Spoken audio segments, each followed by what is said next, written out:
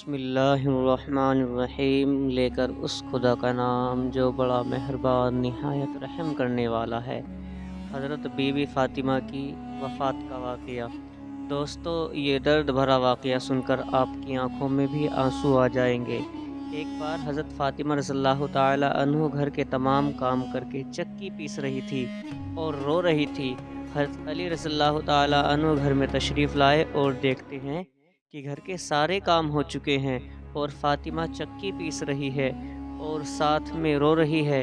حضرت علی فرمانے لگے، اے فاطمہ، تو کیوں رو رہی ہے؟ اور یہ پانی کس لیے گرم ہو رہا ہے؟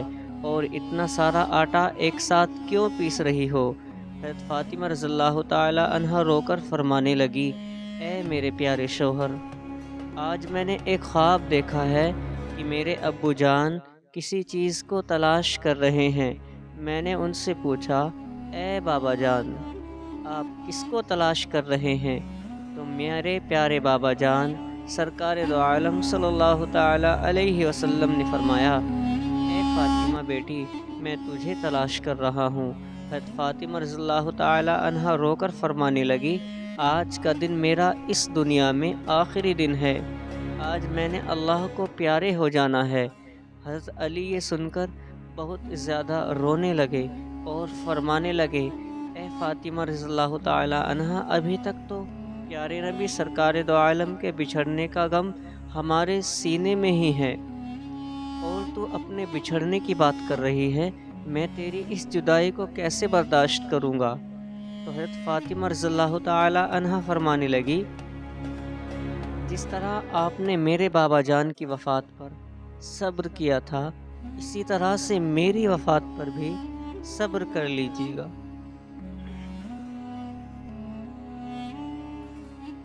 حضرت علی پوچھنے لگے کہ اتنا سارا آٹا کیوں پیس رہی ہو اور پانی گرم کیوں کر رہی ہو؟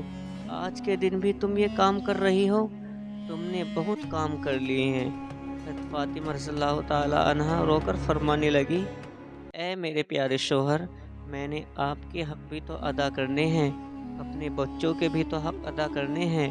میں پانی اس لیے گرم کر رہی ہوں تاکہ اپنے بچوں کو اپنے ہاتھوں سے نہلا سکوں۔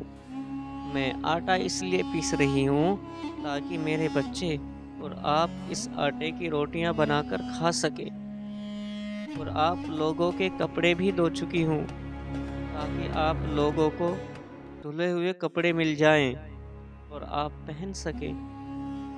میرے بعد میرے بچوں کو کون آٹا پیس کر کھلائے گا؟ حضرت علی حضرت فاطمہ رضی اللہ تعالیٰ عنہ کو سمجھا کر وہاں سے اٹھا لیتے ہیں اور کہتے ہیں کہ یہ کام مت کرو۔ تبھی حضرت فاطمہ رضی اللہ تعالیٰ عنہ کی طبیعت خراب ہونے لگتی ہے، انہیں تیز بخار ہونا شروع ہو جاتا ہے۔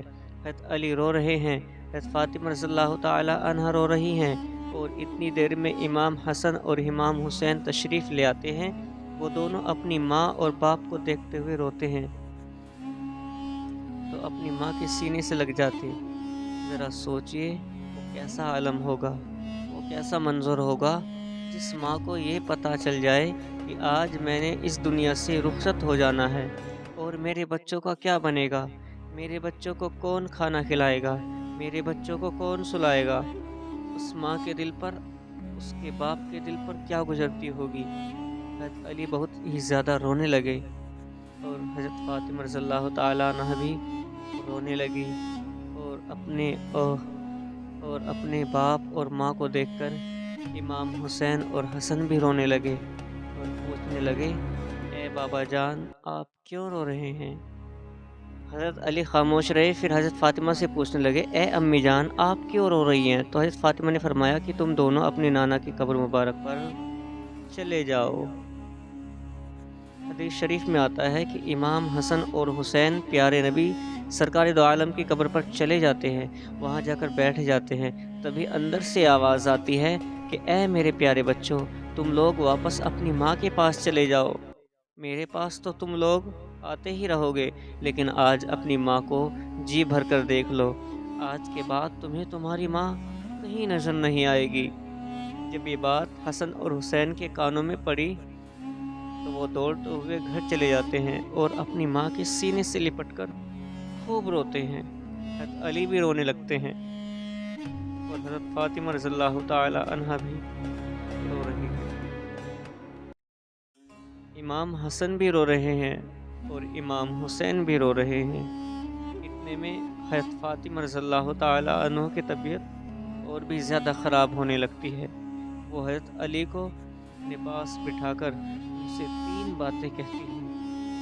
पहली बात तो ये कहती है कि मैंने आपके साथ कोई भी कोताही की हो, आपकी खिदमत में कोई भी कोताही की हो, आपकी नाफरमानी की हो, आपका कोई हुक्म ना माना हो, तो मुझे माफ़ कर दीजिएगा। हज़रत अली रज़ियल्लाहु ताला अन्हु रोकर फरमाते हैं, ए फ़ातिमा, तू नबी की बेटी है, तूने अपना हक़ पूरी तरह से अदा किया है। मैं तुझ पर हमेशा खुश हूँ, मुझे तुझसे कोई गिला नहीं।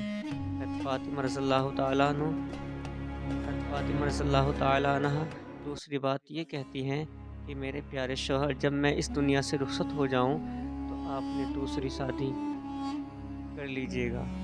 मेरे बाद मेरे बच्चों को मेरे जितना प्यार भी दीजिएगा और उनको माँ की कमी महसूस ना होने दीजिएगा। और हज़रत फ़ातिमा रज़ियल्लाहु ताला अन्हा की तीसरी बात आपको भी हैरान कर देगी। तीसरी बात ये कहती हैं कि जब मैं दुनिया से वफ़ात पा जाऊँ तो आप मेरे जनाज़े में किसी को भी ना बुलाइएगा। ये बात सुनकर हज़रत अली हैरान हो जाते हैं और कहते हैं, फ़ातिमा, तू नबी की बेटी है, मैं तेरे जनाज़े में किसी को क्यों ना बुलाऊँ? तो हज़रत फ़ातिमा रज़ियल्लाहु ताला अन्हा फरमाती हैं कि मैंने आज तक अपने आप को पर्दे में रखा, मुझ पर किसी गैर मर्द की नज़र नहीं पड़ी। मैं चाहती हूँ कि मेरे मरने के बाद भी मुझ पर किसी गैर मर्द की नज़र ना पड़े। जब शाम हो जाए, अंधेरा हो जाए, आप मुझे तब दफ़न कर दीजिएगा।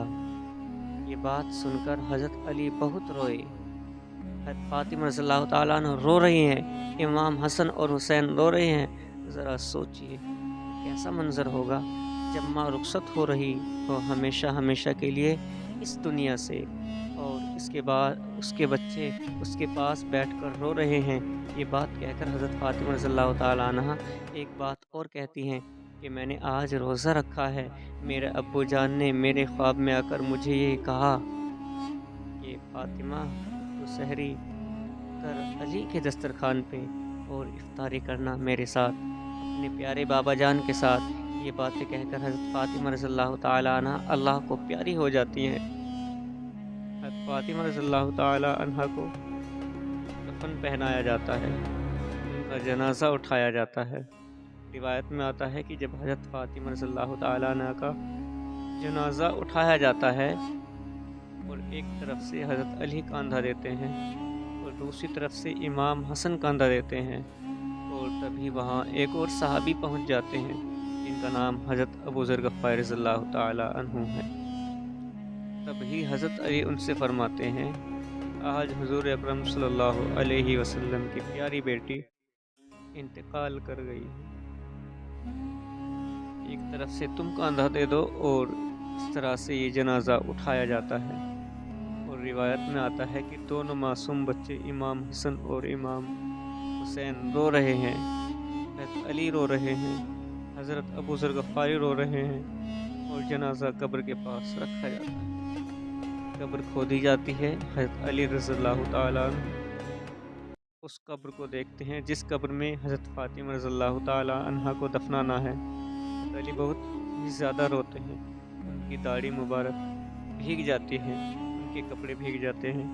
हज़रत अली कभी बीबी फ़ातिमा रज़ियल्लाहु ताला अन्हा को देखते हैं तो कभी अपने बच्चों को देखते हैं। ये मंज़र देखते हुए हज़रत अबू ज़र गफ़ारी भी रोते हैं और कब्र से कहते हैं कि ए कब्र, क्या तुझे पता है ये जनाज़ा किसका है? ये मोहम्मद की बेटी का जनाज़ा है, ये अली की बीवी का जनाज़ा है, जिनको इमाम हसन और इमाम हुसैन कहते हैं। ये उनकी माँ का जनाज़ा है। तभी कब्र से आवाज़ आती है कि मैं रिश्तेदारी नहीं देखती, मैं आमाल देखती हूँ।